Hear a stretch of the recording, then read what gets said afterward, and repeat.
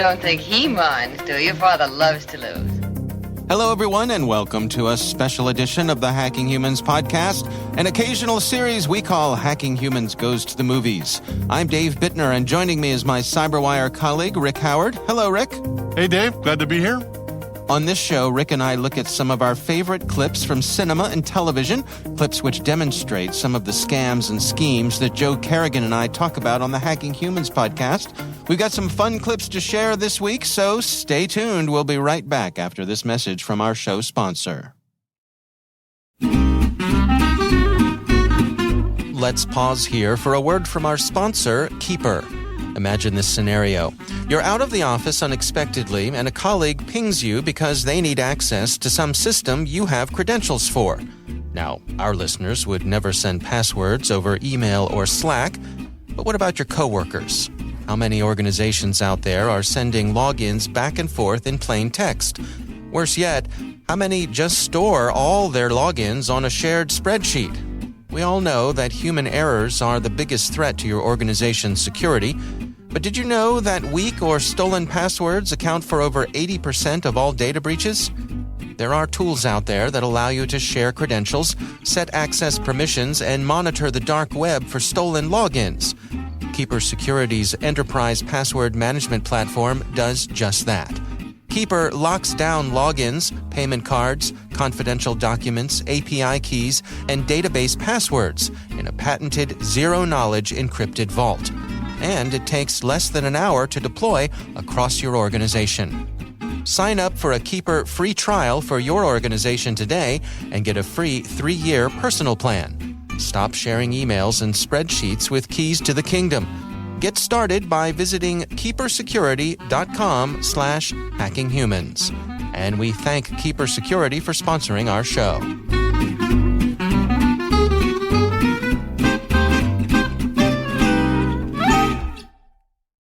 All right, Rick, you and I both have a hoot doing this show. I know. I can't believe they let us do this, Dave. It's fantastic. Part of the fun is gathering up these clips and just the breadth of stuff that's out there from the long history of cinema and television and all that kind of stuff. You got a great clip this week, and this one goes way back. Way back. We've got in the Wayback Machine for this one, right? It's the 1941 movie called Lady Eve. It's directed by Preston Sturges, and he was this prolific writer of movies from the 1930s through the 1950s. And it stars Barbara Stanwyck, and she's a 4-time Oscar nominee and probably most famous for her film noir performance in the 1944 movie Double Indemnity. Have you ever seen that movie, Dave? Oh, yeah. Oh, it's good. She's wonderful in everything she's in. She's great in this, too. I had forgotten how great an actress she is. She's her co-star is Henry Fonda, Oscar Award winner himself, but most famous probably for his performances in The Grapes of Wrath and 12 Angry Men, and also being Jane Fonda's dad. Okay. And, right. There's that. There's that, right? And then there's a third actor in the scene, Charles Coburn. He's another Oscar Award winner. So in Lady Eve, Stanwyck is the daughter to Coburn, and they're professional hustlers. And in this scene, they've been trolling a cruise ship traveling from South America to New York City looking for victims, and they capture Ford. Now, he's an extremely wealthy son of an international beer company owner, and they talk him into a friendly game of poker. But as is the case with these 1940s screwball comedies, Stanwyck has fallen in love with Ford and is trying to prevent her father from stealing Ford's money. Now, I like this scene for 2 reasons, right? First is that it shows how a card hustler, Coburn, is able to sneak card decks into the game that are advantageous to him. In the previous scene that we're not going to show here, we see him loading up with different decks by hiding them in secret pockets in his jacket. So we're going to be talking about that, right? Okay. And the second is that Stanwyck, by knowing how her dad operates, she's trying to sabotage his play without revealing to Ford that her dad is a card shark. So let's start this thing up. Well, before we dig in, Rick, let's set the scene here, because it really is a delightfully old-timey sort of thing here. I mean, where are they and how are they dressed? They are. Oh, yeah, that's a good point. They are dressed to the nines. They're in the cruise ship, right? They're in like a dinner area, and they've got a little corner off to themselves. It's three of them at a table, and they're playing cards. Yeah, and they're wearing tuxedos. Yeah, they look good. Okay, I will say. Also, the film's in black and white, which also gives it some of that little classic old-timey feel. Yeah. All right, let's roll the clip. Well, I haven't been quite as lucky tonight as usual, have I? You don't know how lucky you've been. The Colonel has been drawing wonderful cards. I believe it's my deal. I'm sorry. I guess I haven't got my mind on the game. I noticed that. How much are you behind? Oh, about $3,000. He deals the cards. Yeah. I love the music. Yeah. So the father looks at his hand of cards, and what does he have? He's got nothing. Nothing. There's That's what a I'm jack, saying. a 9, a 5, a 2. It's a lousy hand. You're right. Well, you've given me a good hand at last. I'm glad you like it. Bluffing. So Ford looks at his cards, as you said, 4 queens. 4 queens, yeah. Well, you'll have to be pretty good to beat me, sir. I'll open for 100. Nevertheless, I'll raise you 100. Too good for me. Well, I'm afraid I'll have to raise you 100. Well, you must have something pretty good. Still. All right, pause it there, Dave. Yeah. All right, so right there, Coburn fakes a small cough, reaches for his hanky, and replaces his bad hand with a good hand. And after he does this, he's going to have 4 kings in his hand. Okay. Still. I'll raise you 100. I'm sorry to see you lose your money, sir, but I can't let that challenge go unanswered. And 100. You're making me very nervous. But I must raise you 200. Pike doesn't know the meaning of the word fear. And 100. Harrington doesn't know the meaning of the word defeat. And 200. What are you doing? Oh, I'm sorry. All right, pause I it thought there. I'd given you Pause six it there. cards. All right, so Stanwyck is reached into Coburn's cards that were sitting on the table, right, claiming that she thinks she misdealt. But in reality, she switches Coburn's 4 kings with another bad hand. Right. And so this is her dad, right? This is her dad, yes. Okay. So she knows how he operates, right? Yeah. And so she's going to make sure he doesn't be successful. Okay, but she's also a card shark. Like, obviously, she does all this without anybody seeing it. Yeah. All right. Here we go. Far from it, my little minx. So there he has lousy cards nothing there. in his hand. And 100. Gracious, I wonder if I have enough money with me. All right, so pause it there. So Coburn reaches in for his wallet, claiming that he has to see if he has enough money to keep going. But in reality, he's swapping in another better hand. This time, Right. 4 aces.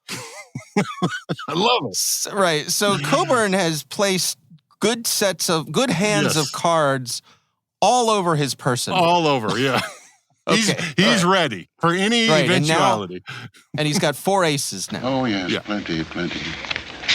I'll raise you 1,000. I don't want to win so much from you, but I'll call her just to show you how hopeless it is.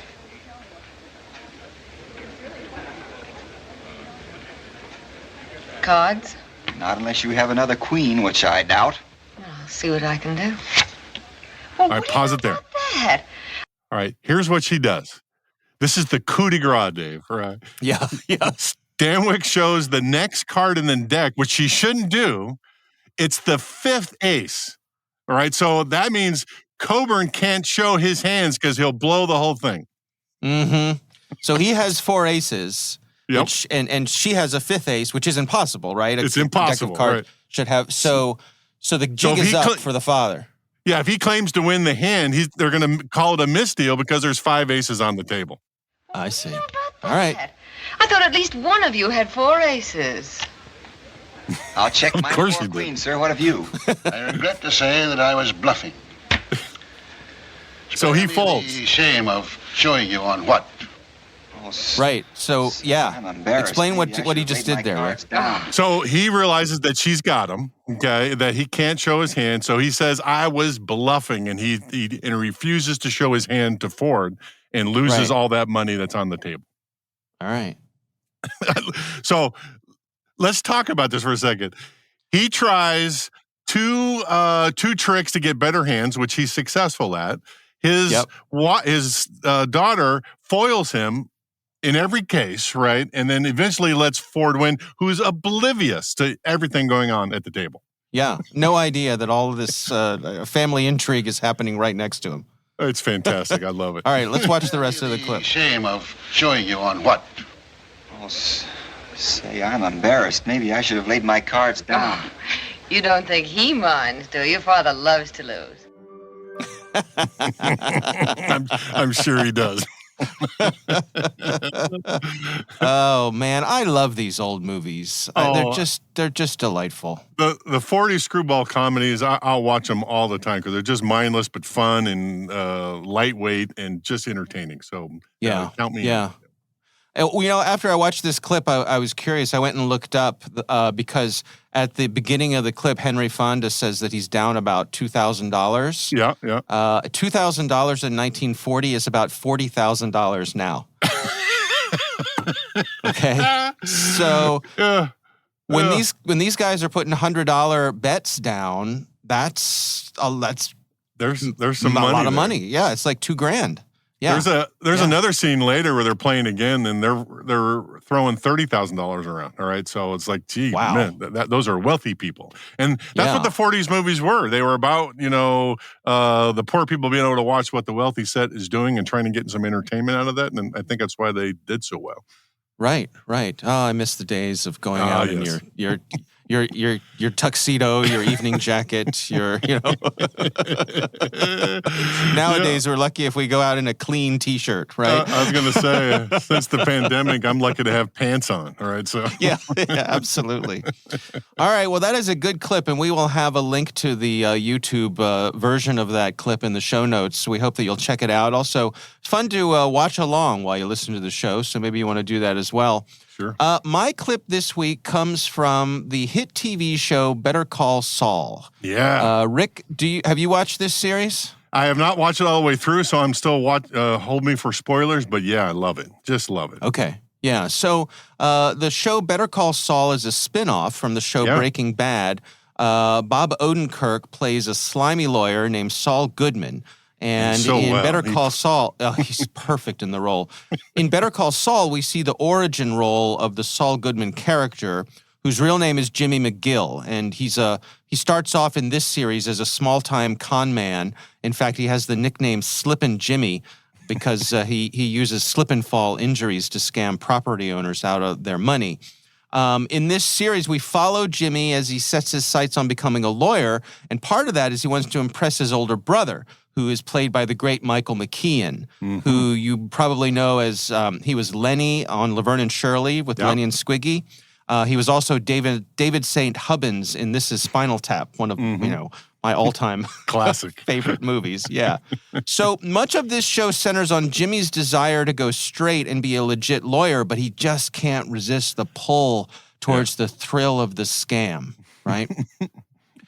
So in this scene, Jimmy is driving his car through a residential neighborhood, and he's talking on his phone when he comes around a corner seemingly... car, really, it's almost a car. It's a jalopy, beat up, really crappy car. It is a beater car. It's like the old, lowest end entry level stripped down Kia that there is. That's a good point. So he comes around the corner and he seemingly T-bones a teenage kid who is out skateboarding in the neighborhood. And in this scene, the kid, who I said is a skateboarder and he's wearing full protective gear, he bounces off of Jimmy's windshield and onto the ground, and then he's joined.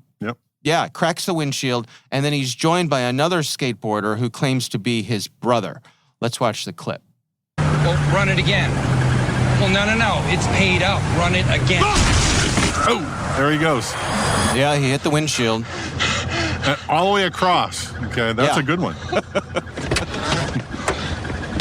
So Jimmy gets out of the car, and the guy's on the ground. The other guy comes up. Cal, look at me. And at this point, he's worried that he's hurt this guy. Right.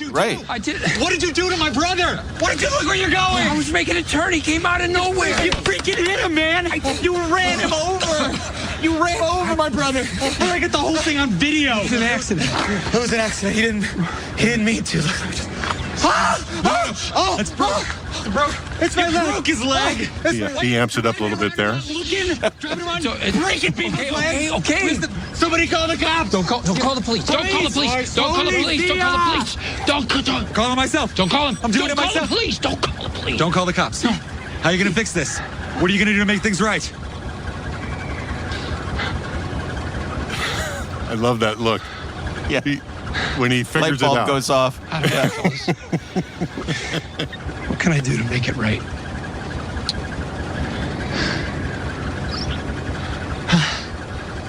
Now he's playing them. I don't know. $500. $500.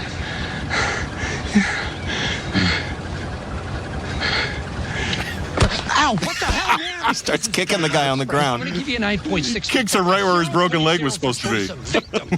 I'm a lawyer. Furthermore, does a steaming pile of crap scream payday to you, huh?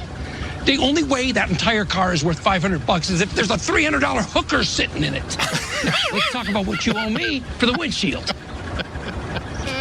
The two guys run off. And they run. I'll take a check. So I love this because there's a part where Odenkirk is believing the scam, and then he goes, "Oh, this is what I do for a living," and he just flips on him. Right? I love that part. No, you could just see the light bulb go off in his head. Yeah. But the great fun of this is trying to see. There's that old saying, "Don't BS a BSer," and that's what's going on here. Is these guys are trying to pull the same kind of low-level scam that Jimmy did when he was a kid, and at first he falls for it, right? Sure, he did. Yeah. And I love his reaction to it is when he figures it out, he kicks his leg. He kicks the guy's leg that's supposed to be broken, right? So that'll prove it. Right. All right. Well, those are our clips for this week. Again, we will have links to the YouTube clips in our show notes. We hope you will check those out.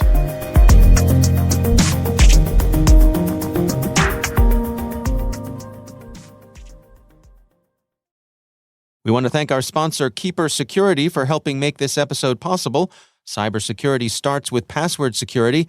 Password security starts with Keeper. That is our show. We want to thank all of you for listening. We want to thank the Johns Hopkins University Information Security Institute for their participation. You can learn more at isi.jhu.edu. The Hacking Humans podcast is proudly produced in Maryland at the startup studios of Data Tribe, where they're co-building the next generation of cybersecurity teams and technologies.